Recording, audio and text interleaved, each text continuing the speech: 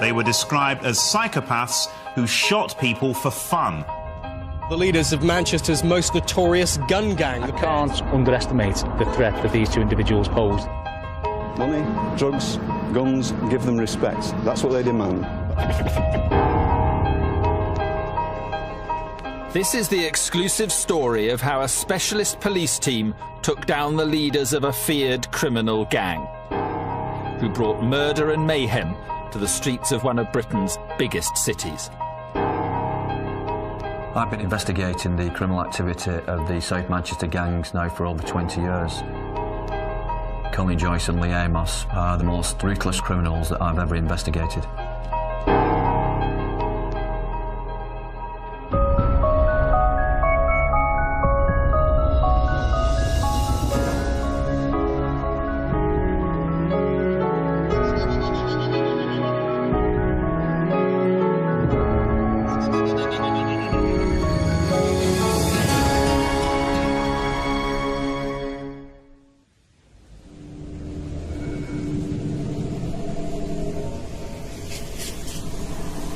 This is Manchester, a city famous for its football teams and its music scene. But it's also earned a less welcome reputation for gun crime.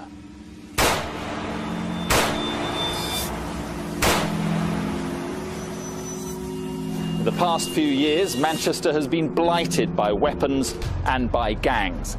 But a police investigation has transformed this city and smashed the gun culture.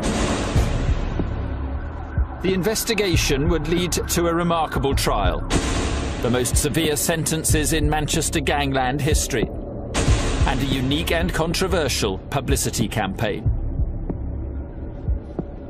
This is the story of how Greater Manchester Police brought down the Gooch Gang. Rod Carter is part of Greater Manchester Police's Specialist Excalibur unit, set up in 2004 to tackle Manchester's gangs, many of which operate in the inner city area of Moss Side. Excalibur was needed because too many young people were dying on the streets. Okay, we're on Westwood Street in Moss Side now. It's been a hive of gang activity over the years. Just at the junction here, a man by the name of Raymond Pitt was sat in his car when he was shot and killed.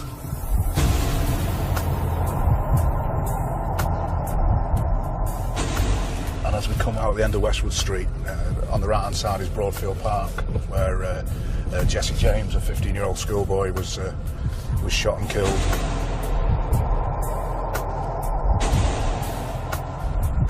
If you look to your left, you'll see Alvino's Takeaway, where Benji Stanley, another schoolboy, was shot and killed.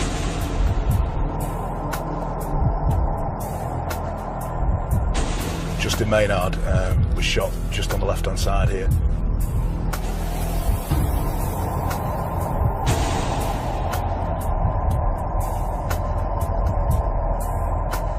Gun crime became so commonplace in Manchester that the city was given a new name by the press.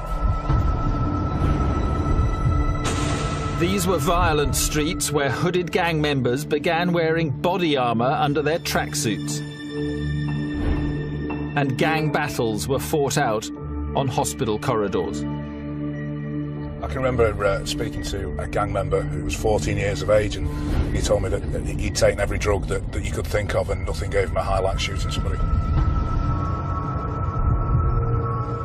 Much of the conflict centred around the Alexandra Park estate in Moss Side. The west of the estate was the turf of the Gooch Gang, centred around Gooch Close, which was to become one of the most notorious streets in Britain. The Gooch Gang's bitter rivals were the Doddington from the other side of the estate. For about 18 months, both groups coexisted quite peacefully, really. But there was a shooting in March 1991, and since then there's been in excess of 24 murders. The violence presented Greater Manchester Police with the biggest challenge they'd ever faced. Detective Chief Inspector Steve Eckersley was the man assigned to bring the gangs down. The rivalry between the South Manchester gangs has been a significant problem for Manchester for over 20 years. They are involved in tit-for-tat shootings, serious woundings and homicides of mainly young black males. Top of the list of targets was the Gooch Gang.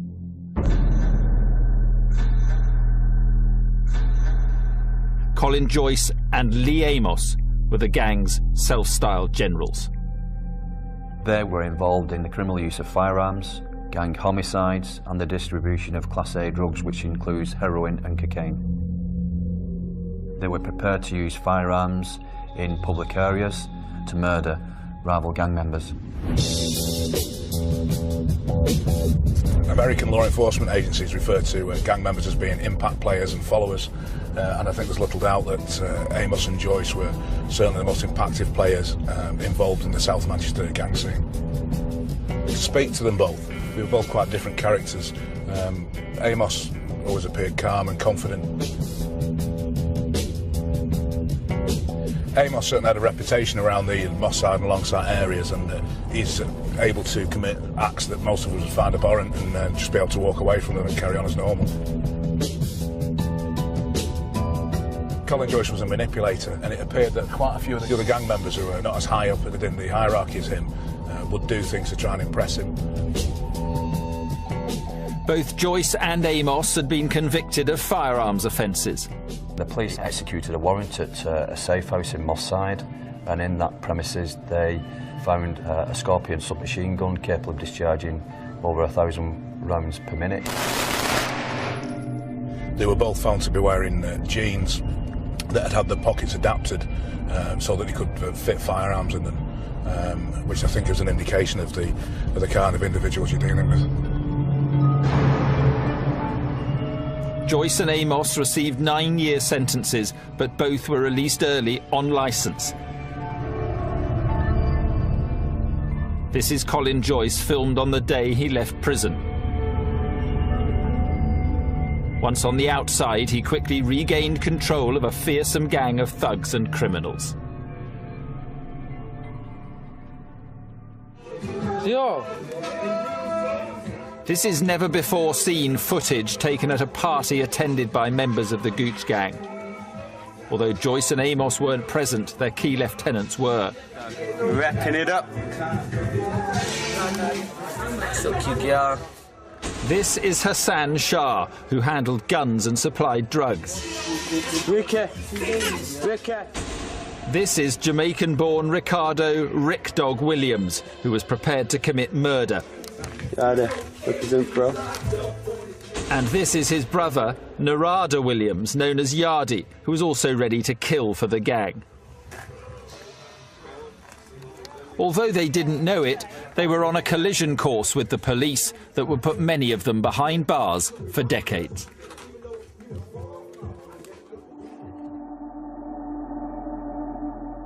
In the world of the Gooch Gang, respect was demanded, and even the perception of being close to a rival gang could have deadly consequences. Ukal Chin was loosely associated with the Longsight crew, an offshoot of the Doddington Gang. But it was enough to make him an enemy of the Gooch. Ukal would be gunned down in a merciless attack.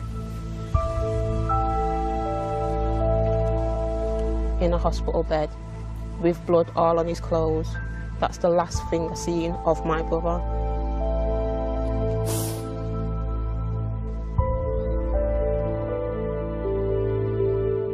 Ukal's murder began what would be one of the most remarkable, complex and challenging investigations ever undertaken. Until recently, Ukal's killers may well have gone undetected, but dramatic advances in investigative techniques would enable police to hunt them down and take them off the streets. The case would rely on high-tech surveillance, DNA profiling, ballistic expertise and complex evidence from CCTV. This exact spot where the fatal shots were discharged and the actual point of where the murder took place has been caught on film.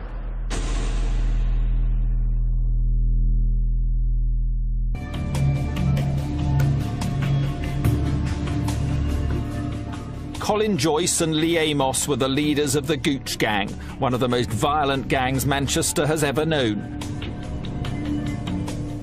They were major players in a city famous for its gun crime, and police believed they had a score to settle. In 2002, Lee Amos's brother Stephen was killed by members of the Longsight crew, a faction of the Doddington Gang.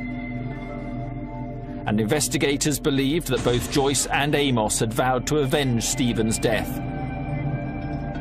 Ukal Chin would be the first victim. Father of 2 young children, Ukal was loosely associated with the Longsight crew, but he was trying to move away from gang activity and turn his life around. He didn't get the chance. Just before 7 p.m. on Friday, the 15th of June 2007, Ukal Chin was driving a red Renault Megane towards the city centre along Anson Road, Longsight. Seconds after he passed through the junction with Dickinson Road, a silver Audi S8 pulled up alongside the vehicle and discharged 7 shots into the red Megane.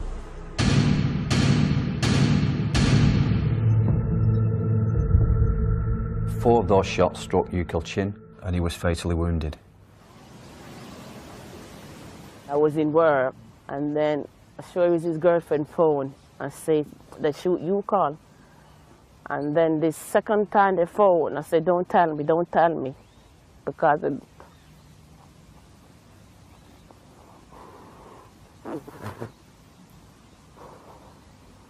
I know the second time what they was going to say, you could die. And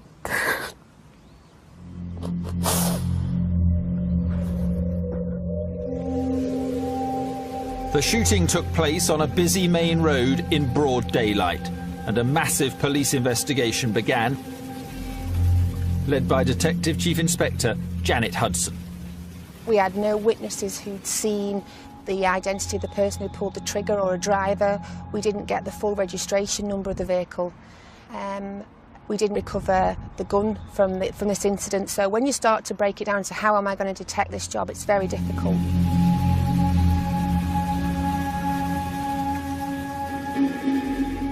The police may not have found the murder weapon, but they did recover the bullets it fired. Ballistics experts at the Northern Firearms Unit got to work.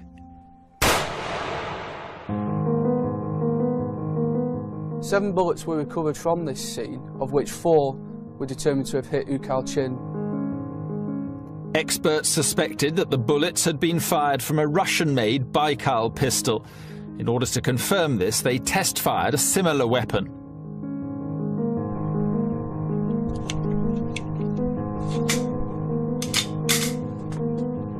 Firing! Firing! One bullet from the murder scene was examined alongside another one recovered from the test. And the rifling marks left as the projectile leaves the barrel were compared. They matched completely. This confirmed that the rifling marks were from a Baikal. The murder weapon that had been used to assassinate Ukal Chin was one that the Gooch Gang were very familiar with. In 2007, the Baikal was the weapon of choice by the Gooch Gang.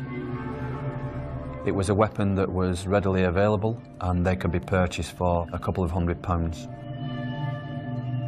Detectives now knew the type of gun used in the murder and the fact that this was a popular weapon with the Gooch Gang.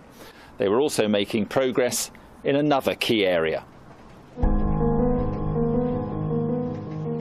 Closed-circuit television systems did not exist 40 years ago, but now they are a vital weapon in the fight against serious crime. In Manchester, hundreds of cameras were recording around the time of the shooting, and some of them revealed in dramatic detail how the murder unfolded. We established that around 30 minutes prior to the murder, Ukal had been driving through Levenshulme together with his friends. Several cameras picked up the red Renault Megane as it cruised through the city. Cameras also capture the silver Audi cruising the same areas. Police intelligence would later prove that Colin Joyce was inside the Audi. At 6:46 p.m, this bus camera picks up the Megane. As the footage continues, the silver Audi appears. Just a few other vehicles separate the two cars. We are now on a countdown to murder. The silver Audi was probably looking for an opportune moment to carry out the execution. Minutes later, a CCTV camera clearly shows the Audi directly behind the Megane. In just a few seconds, Ukal Chin would be dead. Amazingly, the point at which both vehicles were alongside each other was captured by a CCTV camera from the premises just across the road there, and the actual point of where the murder took place has been caught on film. Here you can clearly see the silver Audi draw directly parallel with the Megane, and it was now that the occupants opened fire. Ukal's car finally came to rest against the telephone exchange box behind me here, and again this was caught on CCTV from a bus that was passing.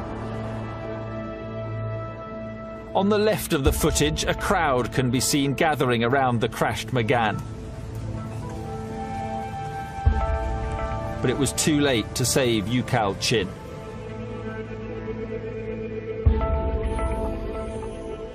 When I go in the hospital, he was laying on the bed. I see his feet as I reach in, and I was dead there over him, hugging him and they crying. My mum was trying to wake him up. I'm like, you can't wake him up, Mum. But she was still shaking him. The doctors were like, he's not getting up. And that was the last time I seen him.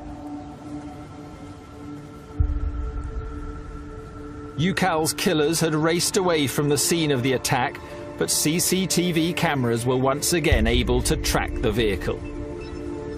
We knew which way the vehicle had gone following the shooting from witnesses. We picked up snippets of the vehicle and were eventually able to plot it right across Manchester city centre, right the way up into Cheetham Hill for about 30 minutes. At this point, the car disappeared from sight, and police believe it was probably taken to a breaker's yard and scrapped. However, there was an important breakthrough. A member of the public wrote down part of the car registration number, which was absolutely vital for us, because using the Police National Database for vehicles, we were able to confirm the registration number of that vehicle. The Police National Computer, or PNC as it's commonly referred to, has become a crucial online aid to criminal investigations. Advances in technology now allow police to search for vehicles using only a partial number plate. And the PNC managed to trace the silver Audi used in the attack. It had been purchased in Luton by members of the Gooch gang some 5 days prior to the attack and driven north from Luton to Manchester, where it was stored in Cheetham Hill. Although Joyce and Amos were still officially under supervision by the authorities, in reality, they'd gone on the run. 6 weeks after Ukal Chin's assassination, the Gooch gang were about to strike again, and this time it would be an even more shocking crime.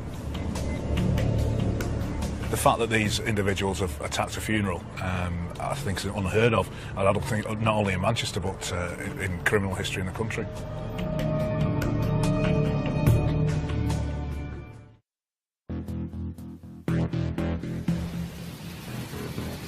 Ukal Chin was shot and killed in June 2007 as he drove his car through the streets of Manchester. 6 weeks later, his family finally got to bury him. And in the evening, people began gathering outside Ukal's house for a wake, which would itself end in death. Among the mourners were several members of the Longsight Crew and Doddington gangs. Colin Joyce and Lee Amos, the leaders of their bitter enemies, the Gooch Gang, knew they were there. I don't think there was any doubt that both Lee Amos and Colin Joyce hated members of the LSC and Doddington and those opposed to the Gooch, and the fact that there had been 80 to 90 people gathering in such a small location here, amongst which there would have been several gang members, was too much of a target for them to miss. Just before midnight, the Gooch Gang made their move. 2 to 3 vehicles came on from this direction and came towards the junction here, where they stopped and shots were discharged into the group of people. There was people outside screaming, and they was pushing each other to come in the house, and they say, "They shoot Tyrone." I said, "No, no, not Tyrone, not Tyrone."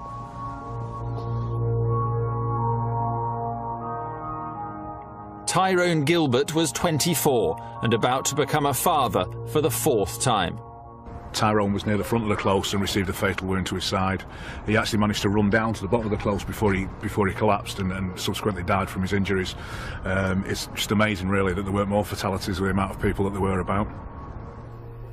It says a lot to me that they could go past the wake and shoot into an open street with women and children. They were just unbiased in who they caught with these bullets. It's just a case of, I think it comes down to they've got no self-respect, so they have no respect for the life of other people. They have no value on life, so anyone's for the taking. Detectives now had a second drive-by shooting to investigate, and they needed to move quickly to prevent any more bloodshed. CCTV evidence would again prove vital. It showed the murder vehicles moving into position on the night of the shootings. You can only imagine what the adrenaline must have been like in those cars as they came on to attack the funeral, knowing what they were going to do. The vehicles used in the murder included a Honda Legend and a blue Audi S4. Intelligence proved that both Lee Amos and Colin Joyce were together in the blue Audi at the time of the murder of Tyrone Gilbert. Both vehicles fled the scene and the Audi was never seen again. But police did recover the Honda Legend. It had been abandoned 2.5 miles away in Burnage. This is the car that the killers fled from, now stored in a police compound in Manchester.